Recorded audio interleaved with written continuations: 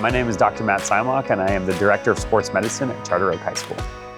We are dual enrolled with Mount Sac Community College and their kinesiology department. Students who take my Intro to Sports Med course will receive credits for 2 different college courses completely free of charge. So it allows students to exit high school with college courses under their belt, which then enables them to take upper division kinesiology courses, to skip coursework in college, of course, like I said, free of charge, and then they're able to graduate earlier.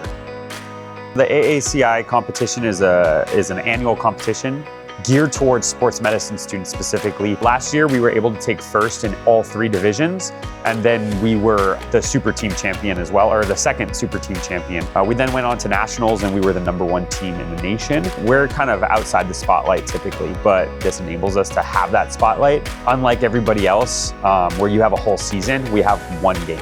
And that 1 game kind of determines if we get that second game. We're averaging about 60 to 100 patient interactions per week, about 15 to 22 patients per day.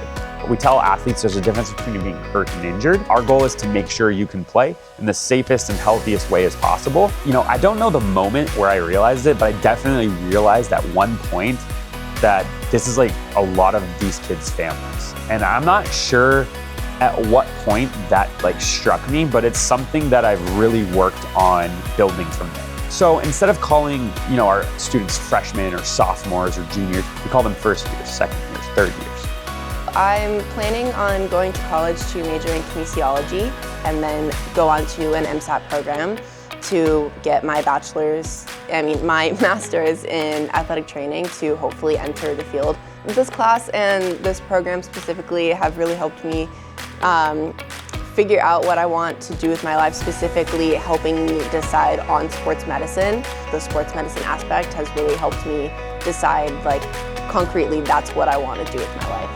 We're taking what we're learning, what we have written in notes, and viewing it on actual patients. So I think it's been a really cool crossover.